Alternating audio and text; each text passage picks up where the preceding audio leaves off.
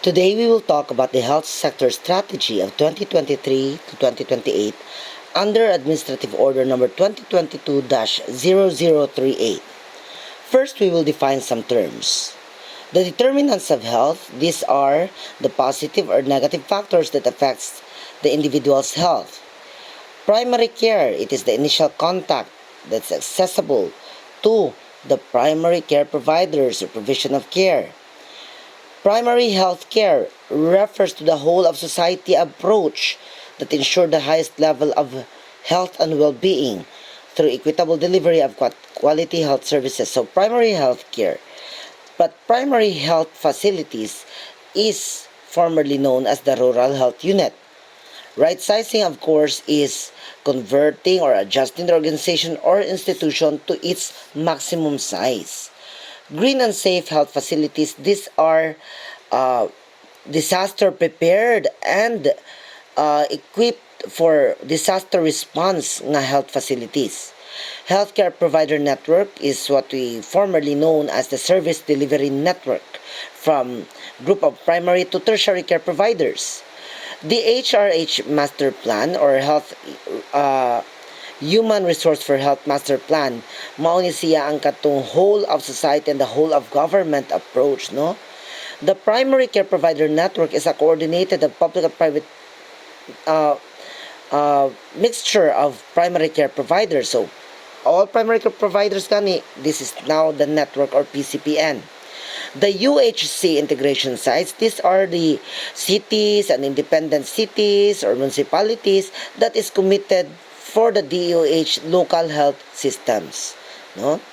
So let's talk about the factors beyond healthcare. There are two factors. First is health service provision, 20%, and other determinants for health, 80%.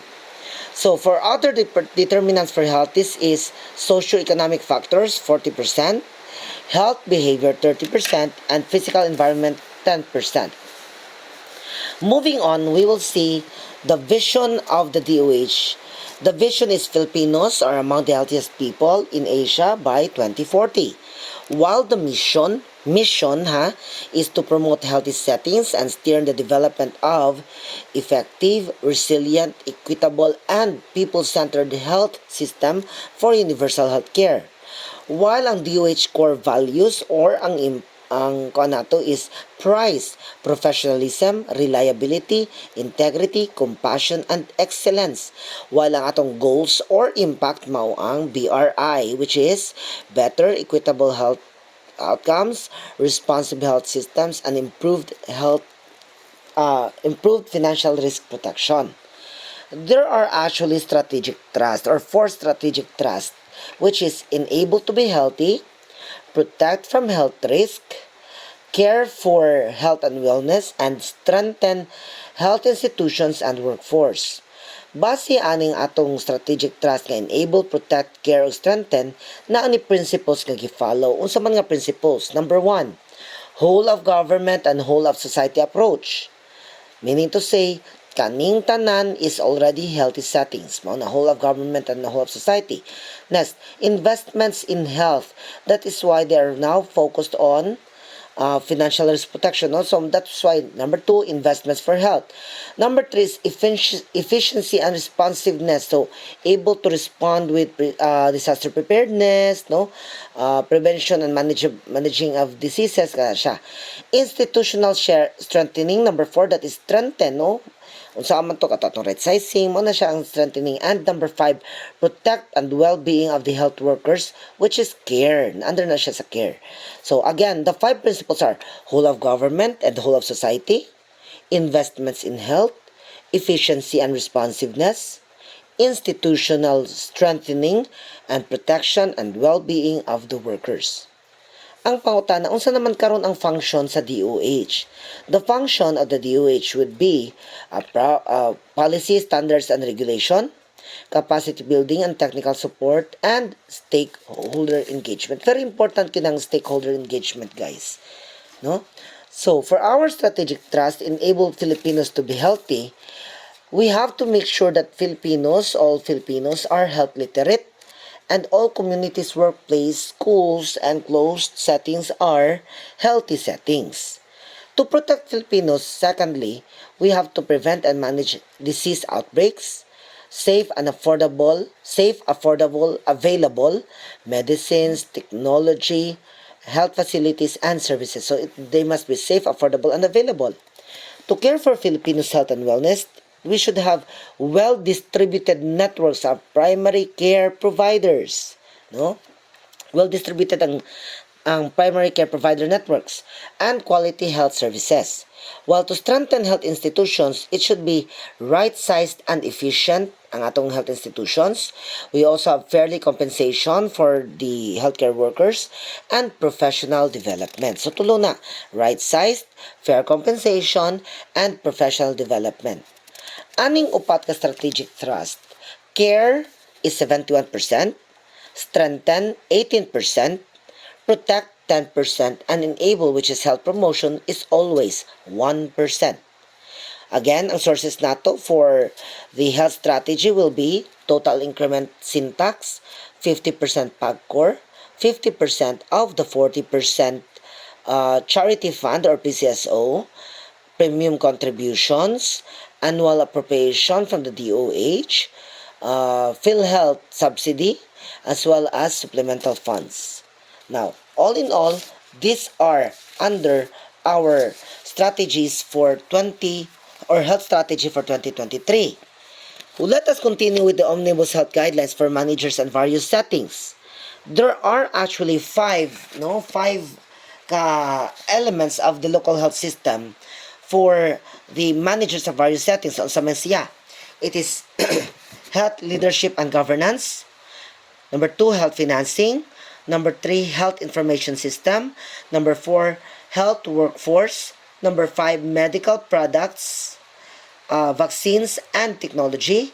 And number 6, integrated service delivery. Again, the 5 elements of local health system are leadership and governance, health financing, health information system, health workforce, medical products, vaccines, and technology, and last, integrated service delivery. Now, let us talk about the primary care managers and the local government, representing, of course, the population-based service delivery nga national government o DOH, no? So, for leadership and governance, dapat na organization, ma-organized siya, wherein ang tawag ani sa LGU is the local health board. Once na local health board, dapat naa siya'y himuon nga ordinances based on the Omnibus Health Code, no? Kung wala pa siya'y ordinance nga based sa Omnibus Health Code, mag-create siya or mag-adapt siya. Pero kung na, mag-implement, mag-strengthen, mag-monitor, o mag-evaluate kung effective ba ni sila. Now, talking about evaluation about these ordinances, policies, dapat naa sila'y health impact assessment. Of course, naatay gitawag nga ang ilang i-focus sa ilang mga himuon nga ordinances are health promotion, disease prevention, and disaster preparedness. No?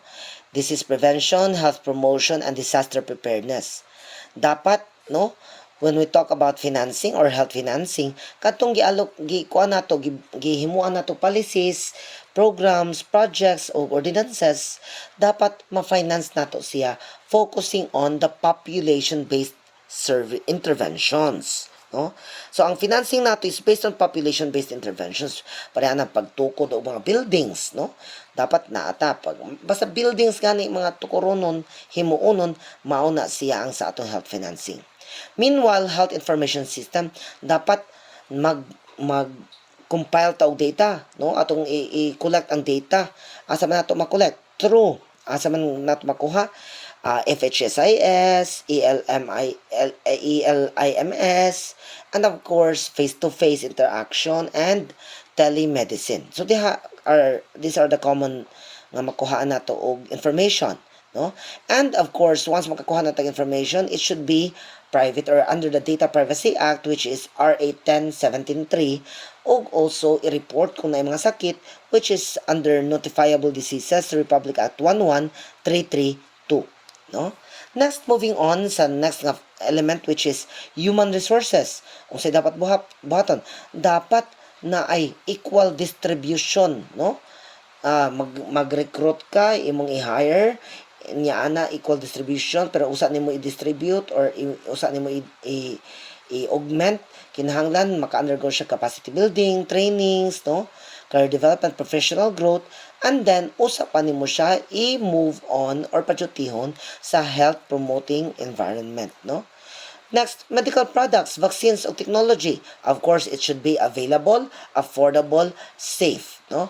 Available, affordable, accessible, safe. No? Safe ni sila tanan. Of course, let's move on to the last factor, integrated service delivery.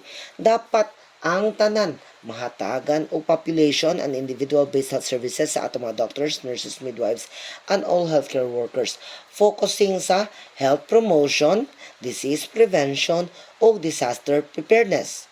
Now, unsaon man nato nga pag makahatag ta og cares or care services, dapat natay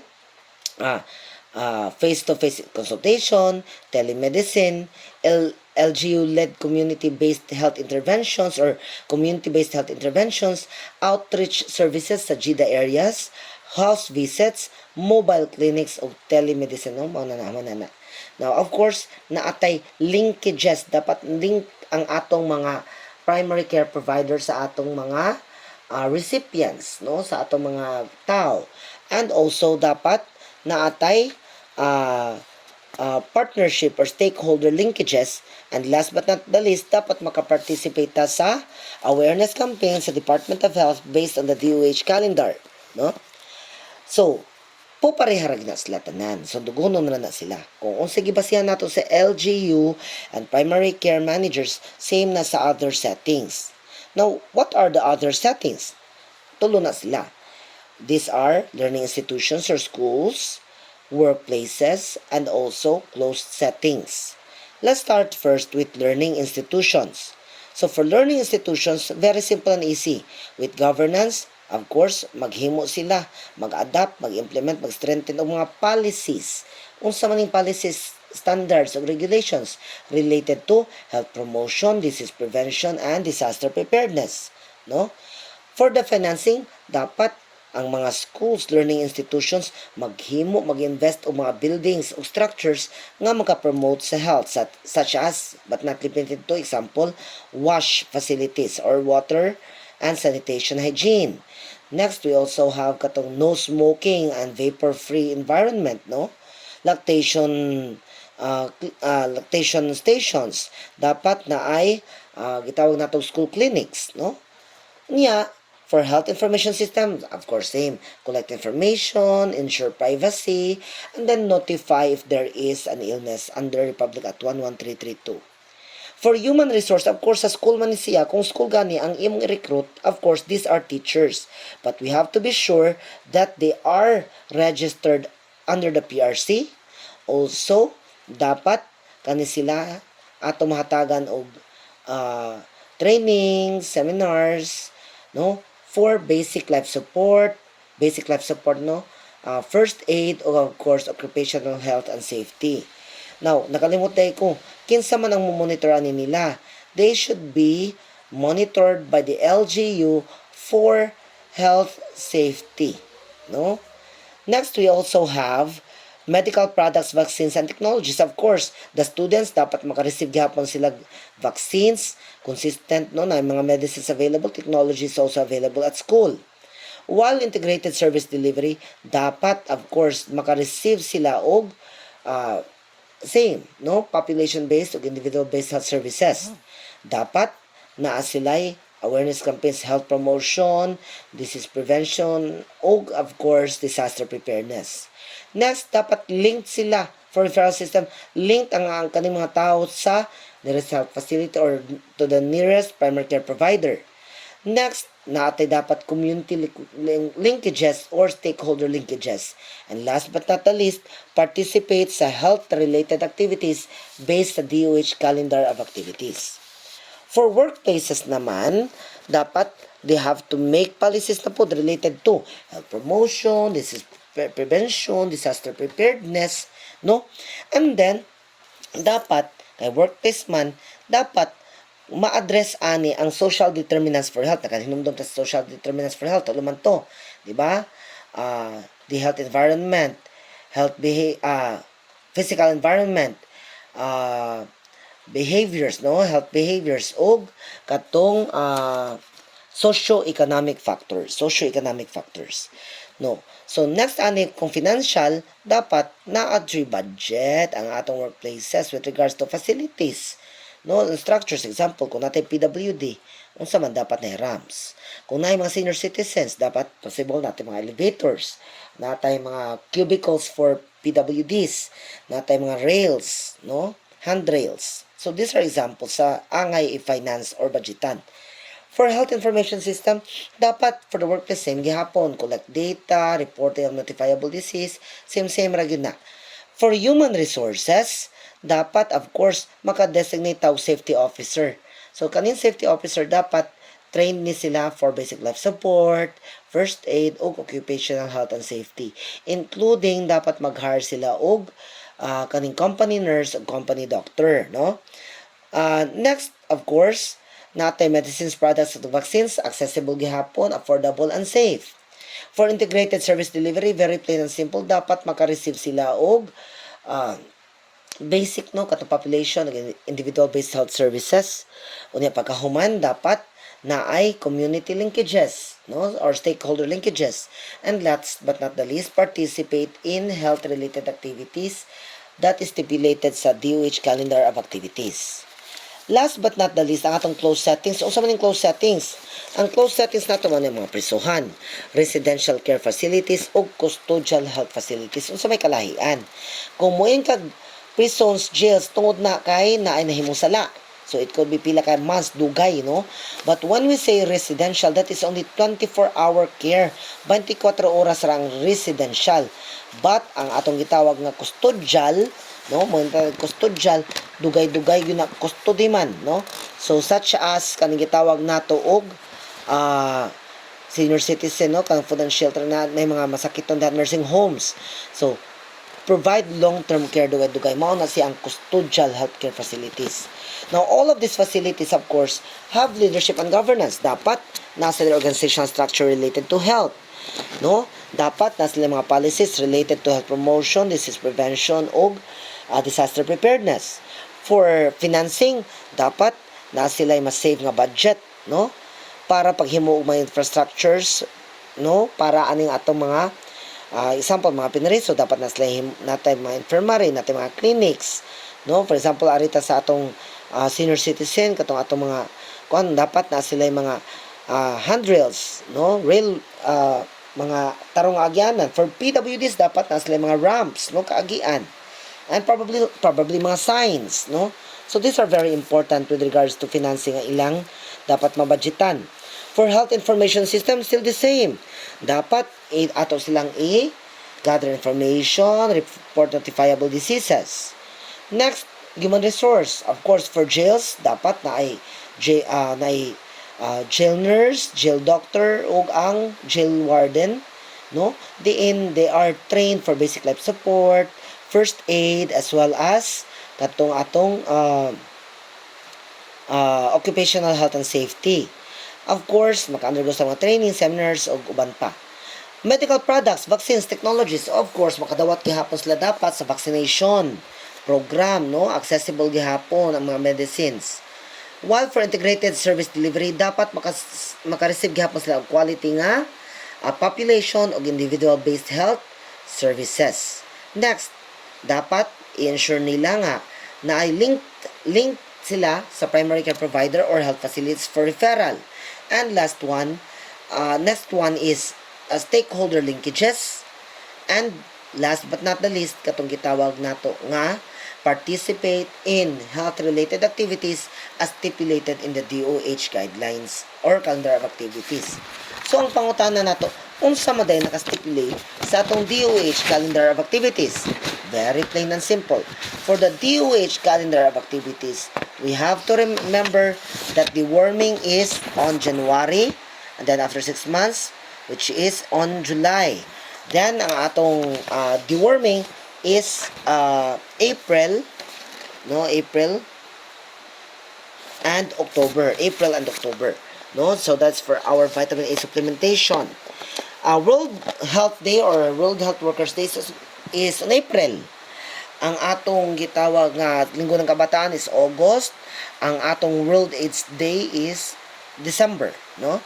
So, these are all related. Kani sila based on sa atong 5 ka elements, which is again leadership and governance, financing, health information system, human resource, medical products and technology, and integrated service delivery. Now, let's focus on our integrated service delivery, no? Unsa may mga services nga gihatag nato nga ma-receive tanan sa tanan nga healthy settings. First is vaccination. So, for children vaccination, mga bata, HEPA at birth, vitamin K, and BCG. Next, after 6 weeks, they have to receive OPB, Penta, PCV1. Next month, OPB, Penta, PCV2. Next, OPB, Penta, PCV3, plus IPV1. After, by 9 months, makareceive sila measles and IPV2, no? And of course, for us to know that we have an fully immunized child, ang measles ang atong basihan. Okay? Next, let's talk about vaccination for pregnant women. For pregnant women, it's TD, tetanus, diphtheria. Dili na katong TD na. So sa TT niya, kung first nga pagabuntis kaduha, bakunahan. Kung ikaduha, kausa, katulo, kausa, kaupat, kausa, making them fully immunized nga mothers. Next, vaccination for 9-year-old kids. Let's go with MRTD. For MRTD, 6 to 7 years old ang MRTD nato, no? To receive MRTD, no? Yearly na siyang MRTD nato. Next, sa 6 to 7 years old. Ang atong sunod is katong HPV. Katulog yun makabakuna sa HPV kanus aman. First dose in 9 years old, then after 6 months, and then after 3 years. Mauna siya katulo ang HPV. Next, how about for senior citizens? No, for senior citizens we have flu, which is yearly, every year, and of course ang PCV 23. That's for adults. Kay PCV 13 na to sa mga bata. PCV 23 or pneumococcal, which is every 5 years ta muhatag ni ana. How about for COVID vaccination? For COVID vaccination, we have to remember that kasagaran, majority, no, is first dose. Ang second dose, like Pfizer, is 21 days, Moderna 28 days. Para sa second dose, Johnson, it's single dose, no. We also have AstraZeneca, which is 2 to 3 months dapat ma-inject na ka for the second dose, no. And then para sa booster, when we have or we will start with Johnson, it's actually 3 months, no? Usually 3 months din kasagaran sa first booster dose, and then 4 months after for the second booster doses. Okay? Unlike children, sa katong mga bata, ang ilang second dose should be, for their booster dose rather, second booster dose, kinahanglan og at least 5 months, no? O sa ang second booster doses sa mga batanon. Next, we also have service delivery, no? Ang atong TB programs. For TB programs, how can we be sure if there is no sputum test na makaingon ta TB positive? Very plain and simple. Atong basihan isang X-ray. What is the best nato, pinaka the best kuno nga maka-identify ta nga ang TB is positive, maka-ingon ta positive kayo. Of course, that is Gen Expert, which is culture and sensitivity, no? Dili katong sputum test under the microscope, dili lang kato, is culture and sensitivity, which is the highest point of identification. So next, we also have katong atong other service delivery nato sa baba. Family planning, no? For family planning, of course, naatay pills, which is 21 o 24 day cycle, no? Naatay katong implants, which is 3 years maximum. Depo every 3 months, no? So we have to be very familiar with all the services that we can provide to these different individuals. Okay? So, always take into consideration, is it a population-based health service or is it an individual-based services? So, again, maura ni ang kasagaran sa mga principles nga atong gi-follow with regards to Omnibus Health Guidelines for managers of various health settings. So, that's it guys. Thank you very much and good luck for your exam.